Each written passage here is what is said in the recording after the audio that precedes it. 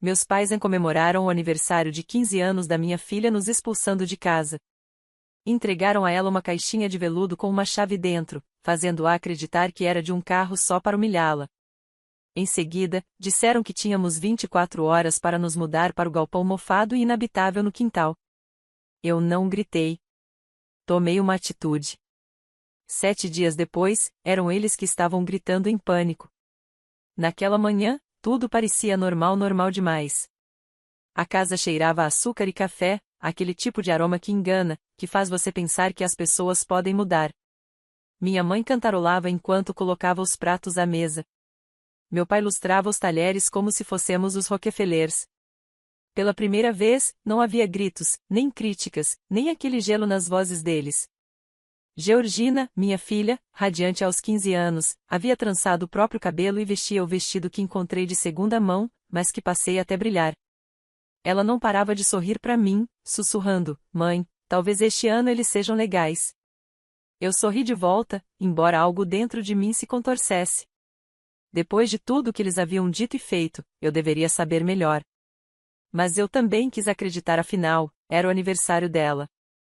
Que mãe não quer que a filha tenha ao menos uma boa lembrança? Foi então que vi o carro prateado, novinho em folha, com um enorme laço vermelho no capô, igual aos dos filmes. Não sei quando trouxeram, mas lá estava ele, reluzindo ao sol. Georgina ficou boquiaberta. Você acha que... Não sei, respondi. Dentro de mim, algo pequeno e tolo se agitou. Talvez. Hoje, sinto vergonha de ter acreditado. Eles nunca fizeram nada de bom sem cobrar um preço. Mas naquele instante, deixei-me acreditar. Meu irmão Ryan chegou pouco depois do meio-dia com a esposa perfeita, Amanda, e a filha ainda mais perfeita, Brianna. Todos sorridentes, cheios de risadas, o tipo que enche um ambiente e não deixa espaço para mais ninguém. Meus pais os receberam como realeza. Vamos começar com os presentes, anunciou minha mãe. A comida pode esperar. Claro que podia. Georgina abriu alguns mimos, pulseiras, perfumes, coisinhas escolhidas por quem mal a conhecia. Quando abriu meu presente, um caderno de desenhos pelo qual economizei por semanas, ela me abraçou tão forte que achei que minhas costelas iam quebrar. Então, meu pai bateu no copo com o talher. Temos mais uma surpresa para nossa aniversariante. Minha mãe se aproximou segurando uma pequena caixa de veludo. Ela estava radiante, orgulhosa, como costumava ficar ao olhar para Ryan quando ele ganhava troféus. Você tem 15 anos agora, querida. Quase uma moça. Merece algo especial. As mãos de Georgina tremiam ao levantar a tampa. Lá dentro, uma chave prateada brilhava. Sua boca se abriu de espanto. É. Ela olhou para mim, o rosto tomado pela esperança. Deve ser, sussurrei. O que mais poderia ser? Meu coração até falhou um compasso. Parece ridículo agora, mas por um instante, acreditei que finalmente havíamos sido perdoadas por simplesmente existir, por sermos o tipo errado de família. Achei que eles tinham escolhido a bondade. Então minha mãe bateu palmas. Antes de irmos lá fora, temos outra comemoração. A porta da cozinha se abriu e meu pai entrou carregando um enorme bolo 3 camadas, cobertura dourada, palavras escritas no topo: "Parabéns, Brianna." Georgina piscou, confusa. Por que está escrito Brianna? Amanda sorriu, radiante. Ah, ninguém te contou? Brianna passou no teste de direção hoje de manhã. O ambiente explodiu em aplausos e brindes. Minha mãe abraçou Brianna, enquanto Ryan inflava de orgulho. E então, ainda sorrindo, minha mãe tirou outra chave do bolso, uma com controle remoto pendurado. Para nossa talentosa neta, ela disse. O carro lá fora é dela. O salão voltou a se encher de gritos, flashes e taças tilintando. Brianna gritou de alegria e correu até a janela. Eu fiquei parada, imóvel. A mão de Georgina afrouxou em volta da pequena chave prateada. O sorriso dela se desfez tão lentamente que partiu meu coração. Quando nossos olhares se cruzaram, vi confusão, dor e incredulidade. Quis dizer algo para confortá-la, qualquer coisa, mas minha garganta estava travada. Quando o barulho finalmente cessou, minha mãe virou-se, ainda sorrindo. Ah, querida, não fique assim. A sua chave é para outra coisa. O seu próprio espaço. Você vai adorar. Meu próprio espaço? Georgina perguntou, a voz trêmula. Vem, vamos te mostrar, disse meu pai, sorrindo. Eles nos conduziram pela cozinha, saindo pelos fundos, sob a luz do fim da tarde. Lembro do cheiro grama molhada, gasolina, chuva. Pararam diante do velho galpão atrás da casa, aquele que eu implorara para demolirem. Papai destrancou a porta com um rangido enferrujado e a empurrou. O cheiro foi o primeiro golpe mofo, madeira úmida, podridão. Mamãe abriu os braços. Seu novo quarto. Privativo, tranquilo, perfeito para você e sua mãe. Lá dentro, as paredes estavam afundadas, o teto vazava, o piso era fofo de tanto apodrecer. Uma aranha rastejava pelo vidro rachado da janela. Georgina apenas olhou, incrédula. Vocês estão falando sério? Ryan cruzou os braços. Você disse que queria independência. Amanda completou animada, e Brianna vai usar o seu quarto como estúdio. Não é maravilhoso? Senti meu estômago despencar, e logo algo mais frio tomou lugar, uma calma cortante, daquelas que antecedem a tempestade. Sorri. Um sorriso lento, silencioso, que fez o rosto da minha mãe endurecer. Obrigada, disse. De verdade. Nunca vou esquecer este dia. Ela franziu o senho. Não começa com esse seu tom, Laura. Não se preocupe, respondi. Não vou dizer uma palavra. Peguei o celular e tirei uma foto do galpão, da chave, das caras orgulhosas e tolas deles. Para que isso? Perguntou meu pai. Lembranças, respondi. Vocês sabem o quanto sou sentimental. Naquela noite, Georgina estava sentada na cama, segurando a chave.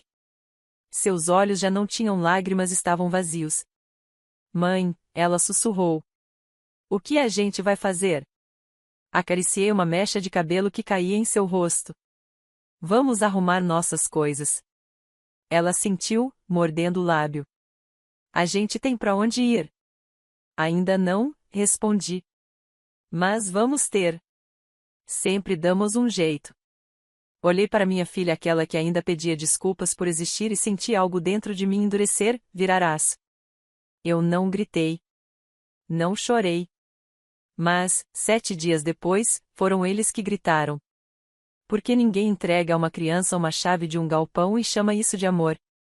As pessoas acham que o que aconteceu no aniversário de 15 anos de Georgina veio do nada. Não veio. Foi apenas o último capítulo de um livro que meus pais vêm escrevendo desde o dia em que nasci. Eu sempre fui um ano depois do ponto final. Ryan, 7 anos mais velho, o primogênito, o menino de ouro, esse era o filho que eles realmente quiseram. Eu fui um acidente.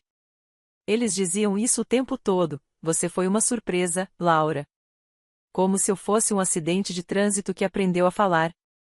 Ryan só precisava respirar para receber aplausos. Se ele tirasse um B em matemática, minha mãe culpava o professor. Se eu tirasse um A, ela perguntava se eu tinha colado. Essa era a cadência da nossa casa, elogios para ele, silêncio para mim. Quando fiz 18 anos, achei que finalmente tinha escapado desse ciclo. Aí conheci um rapaz que dizia todas as coisas certas até desaparecer no momento em que contei que estava grávida. Quando contei aos meus pais, meu pai me olhou como se eu tivesse cuspido no chão.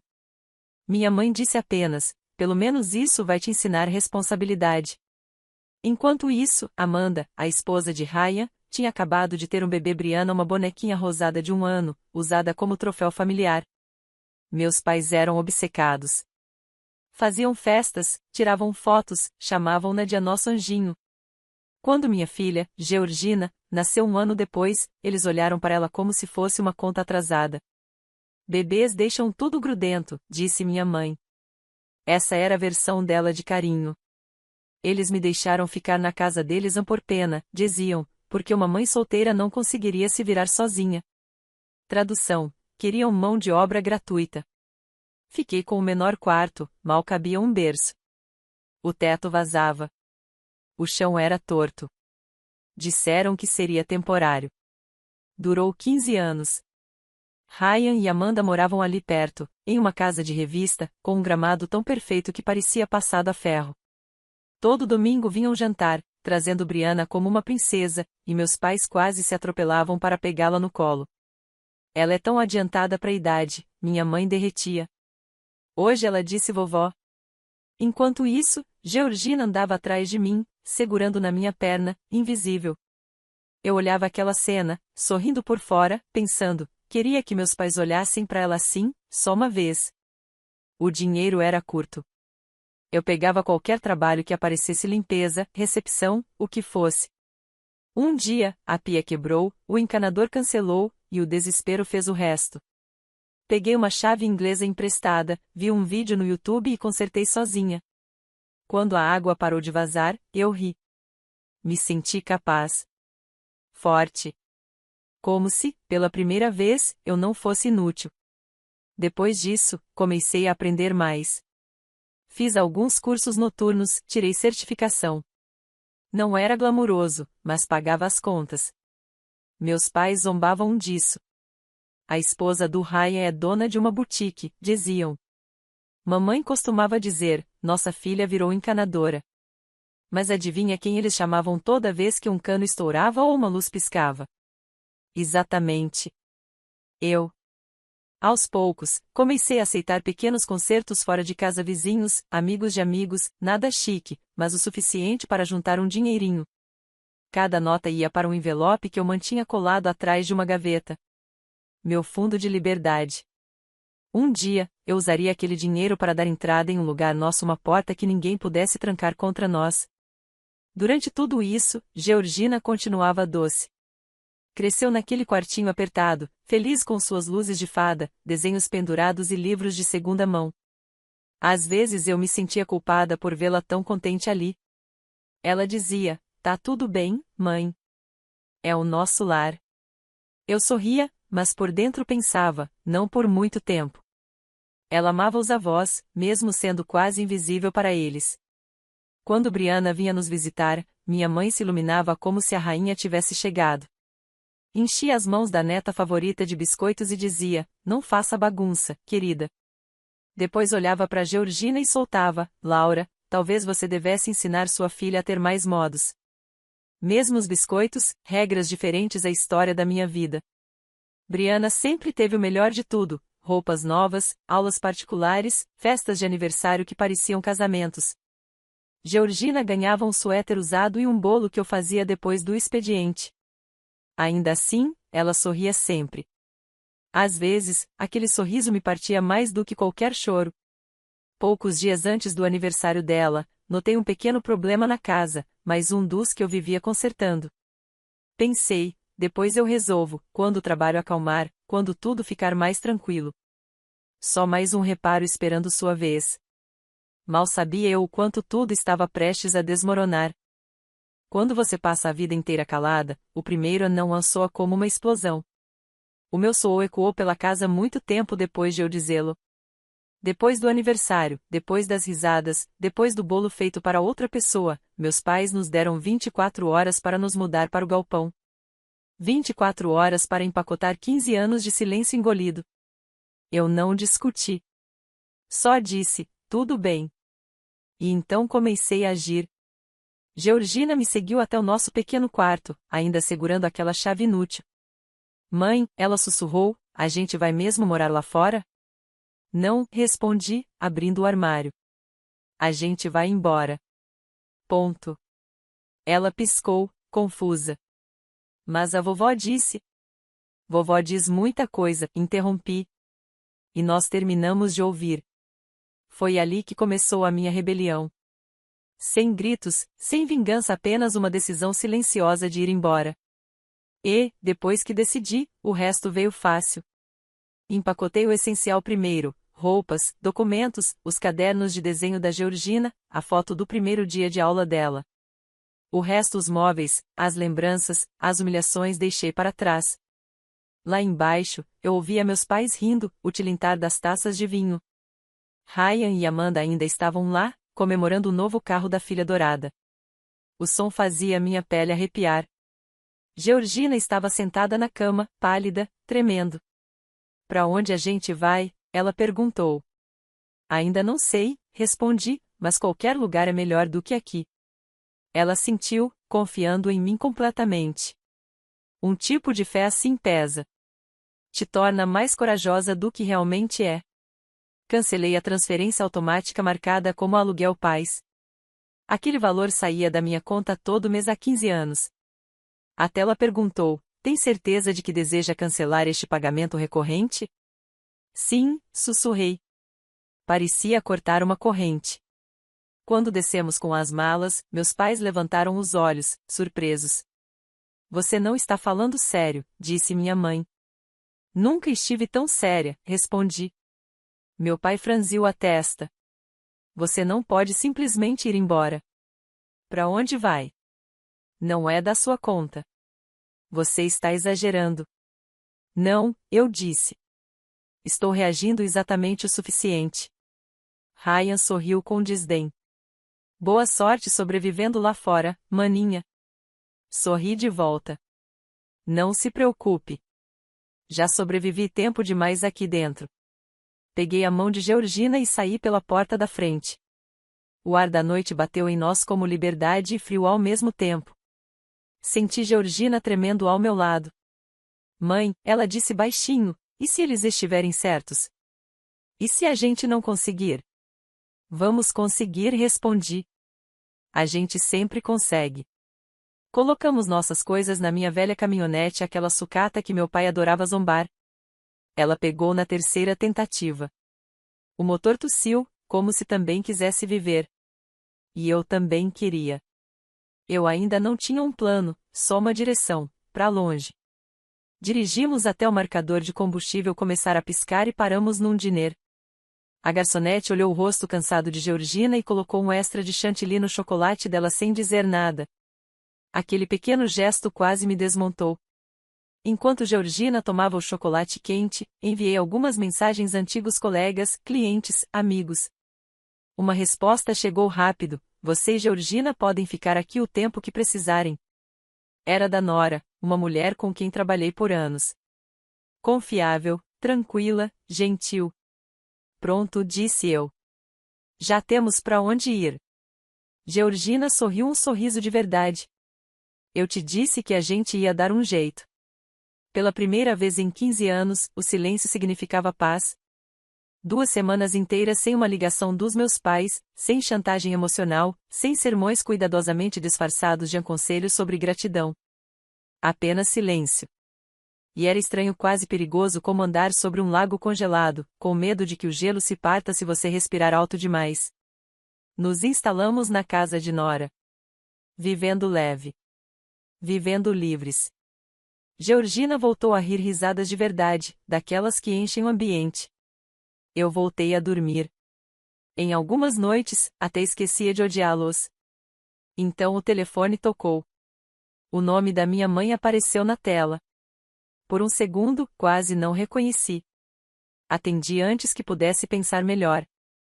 Laura, ela disparou, sem nem dizer olá. O que você fez? Como é? Respondi. Não se faça de boba, disse minha mãe. Você fez alguma coisa antes de ir embora. O que foi? Eu arrumei as malas, respondi. Eu fui embora. Só isso. Ouvi a respiração dela chiando do outro lado da linha. Está mentindo. E então desligou. Fiquei olhando para o telefone por um longo tempo. Nora arqueou uma sobrancelha. Problemas? Aparentemente respondi, cometi um crime terrível, mas ninguém me diz qual. No dia seguinte, o telefone tocou de novo. Era meu pai, gritando. O que você mexeu? Dá para sentir o cheiro. Foi você. Eu não fiz nada, falei calmamente. Você foi a última a tocar em tudo naquela casa.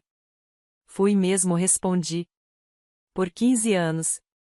Escolha o que quiser culpar.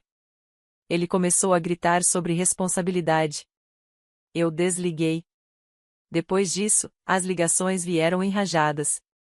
Às vezes da mamãe, às vezes do Ryan, às vezes de números desconhecidos. Todas iguais, acusações, exigências. Eu não reagia. Só repetia: eu não moro mais aí. Na terceira semana, parei de atender.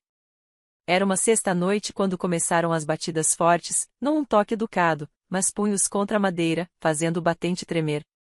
Nora levantou os olhos do sofá. Está esperando alguém? Não respondi, mas por dentro já sabia. Abri a porta. Lá estavam eles, meus pais, parados na varanda de Nora, parecendo dois fantasmas que se recusavam a descansar. Estavam furiosos, exaustos, deslocados. Mamãe começou a falar antes mesmo que eu respirasse. Você precisa voltar agora. Precisa consertar isso.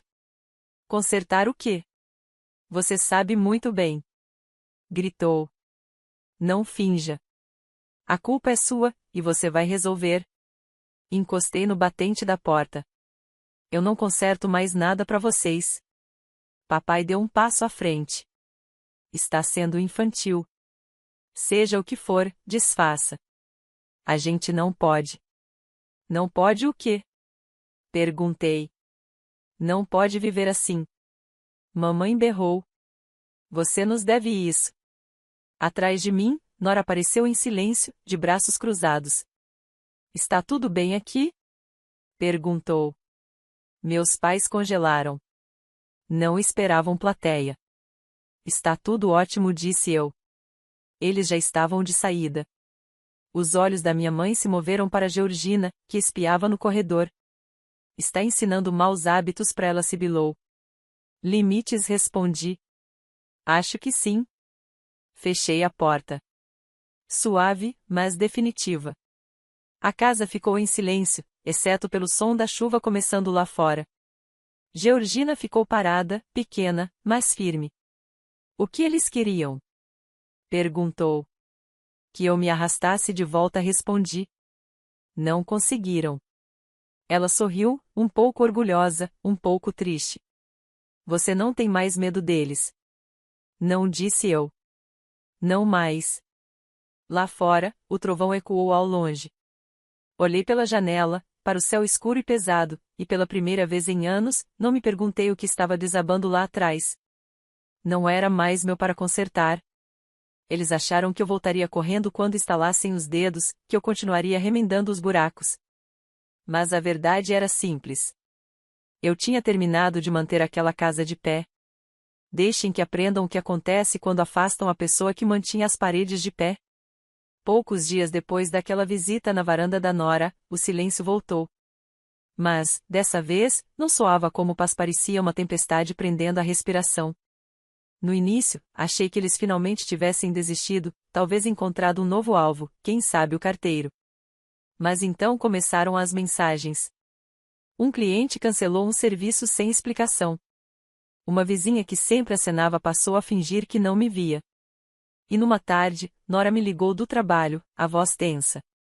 Laura, você viu o que sua mãe está postando online? Eu não tinha visto, mas fui olhar. Lá estava, uma publicação no Facebook começando com: a minha filha destruiu nossa casa por vingança. Havia capturas de tela, acusações absurdas, parágrafos inteiros de autopiedade. Segundo ela, eu tinha sabotado os canos antes de sair, causando danos catastróficos. Um ato cruel e deliberado, nas palavras dela. Ryan e Amanda tinham comentado coraçõezinhos embaixo, claro. Sentei à mesa da cozinha de Nora, rolando a tela, lendo, tremendo. Nora me observava em silêncio. Tá tudo bem? Perguntou. Claro, respondi.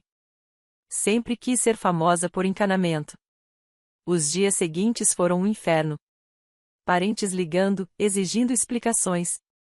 Alguém postou a página do meu negócio num fórum da comunidade com a legenda: você contrataria uma mulher que sabotou a própria casa dos pais? Metade dos meus trabalhos futuros sumiu em 48 horas. Eu não respondi. Ainda não. Tirei prints de tudo, cada mentira, cada comentário, cada punhal digital. Se aprendi algo com meus pais, é que sempre se deve documentar o abuso. Numa noite, Georgina me pegou olhando o celular. Viu a tela e empalideceu. Por que eles estão fazendo isso? Perguntou. Porque perder o controle dói mais para eles do que perder qualquer outra coisa. Ela parecia prestes a chorar. Eu apenas sorri de leve. Não se preocupe, meu amor. Eu vou consertar isso também, só não do jeito que eles esperam. 2 dias depois, eu consertei. Escrevi uma única postagem. Sem raiva, sem ofensas, apenas fatos, algumas fotos, a caixinha de veludo, o barracão mofado, e carimbos de data da noite em que fomos expulsas. E uma frase. Saímos de casa 2 semanas antes de qualquer coisa acontecer. Nunca voltamos desde então. Foi tudo. Pela manhã, já tinha 1000 compartilhamentos. Ao meio-dia, 2000. As pessoas não eram burras. Viram o padrão pais que humilham e depois culpam. A simpatia veio mais rápido do que o ódio jamais tinha vindo. Clientes antigos voltaram. Novos apareceram. Uma amiga advogada da Nora me ajudou a enviar uma notificação extrajudicial por difamação. As postagens sumiram em uma semana. Junto com o pouco que restava da reputação deles. Então vieram as ligações de novo. Mas agora, não soavam com raiva, soavam desesperadas. Laura, você precisa nos ajudar. A casa está piorando. Você nos deve isso. Nós te demos tudo. Eu nem discuti. Eu não devo nada a vocês, eu disse. Vocês me deram trauma, não uma hipoteca. E desliguei o telefone. Depois disso, Nora me encontrou parada na pia, as mãos tremendo. Tem certeza de que está bem? Perguntou. Estou, sim, respondi. Mas dava para sentir o peso no peito. É só estranho, sabe? Ver o karma finalmente fazendo o meu trabalho por mim. As semanas passaram, e logo começaram os rumores, a casa estava em apuros. Mofo preto, tábuas apodrecendo, um cheiro tão horrível que os vizinhos reclamavam. O seguro recusou o pagamento. Diziam que um empreiteiro orçou o conserto em $120 mil mais do que a casa valia. Eles não podiam pagar. Logo o banco iniciou o processo de execução. Ryan parou de aparecer. Amanda começou a postar frases inspiradoras sobre limites, como se tivesse inventado o conceito. Durante tudo isso, eu fiquei em silêncio. Não postei nada. Não comemorei. Mas, toda vez que eu passava em frente a uma loja de ferragens, não conseguia evitar um sorriso. Eles haviam descartado justamente a pessoa que poderia tê-lo salvado. O dia em que vi o aviso de leilão, precisei ler 2 vezes. O endereço era o dos meus pais. A mesma casa onde cresci. Aquela que eu limpei, consertei, pintei e mantive de pé apenas com força de vontade. Agora estava listada para venda pública, no estado em que se encontra. Sentei à mesa de Nora com o jornal nas mãos e ri até começar a chorar. Georgina correu até mim. O que foi, mãe? Nada, eu disse, enxugando os olhos. Tudo. Marquei a data do leilão. A sala municipal onde ele aconteceu cheirava a poeira e desespero. Homens de terno cochichavam números. Quando o leiloeiro anunciou o endereço, meu peito apertou. Os lances começaram altos, depois despencaram. O estado da casa assustava os compradores: mofo, apodrecimento, má reputação. Quando a sala ficou em silêncio, eu levantei a mão. Ninguém cobriu meu lance. Comprei a casa por uma fração do valor original. Nem foi o suficiente para meus pais quitarem o que deviam ao banco. Oficialmente, eu era dona da casa que um dia me possuíra. 1 ano depois, tudo mudou. A casa que antes desmoronava agora brilha. Eu mesma reconstruí cada parede, cada canto. O que custaria uma fortuna para qualquer um só me exigiu tempo e uma caixa de ferramentas. Agora ela é nossa, quitada, intocável. Meu negócio vai de vento em popa. Depois que as pessoas souberam da história, todos queriam contratar a mulher que reconstruiu a própria vida com as próprias mãos. Tenho mais clientes do que consigo atender. E, pela primeira vez, o sucesso não depende da permissão de ninguém. Georgina agora tem 16 anos. Está feliz, confiante e fala alto, coisa que antes não fazia. Hoje é o aniversário dela. De manhã, entreguei uma caixinha de veludo. Ela abriu, viu a chave e riu. Não é de um barracão, né? Não, eu disse. É do seu carro. Pago à vista. Do outro lado da cidade, meus pais ainda vivem de aluguel num estúdio minúsculo, pagando dívidas de uma casa que já não lhes pertence. Ryan e Amanda não falam mais com eles. A família de Ouron desabou sob o peso do próprio orgulho. E Brianna? O carro com laço vermelho foi retomado pelo banco meses atrás. Comprei a casa por uma fração do valor. Eles perderam tudo. E eu construí algo muito melhor a partir das ruínas. Então me diga, fui longe demais, ou ainda não o suficiente?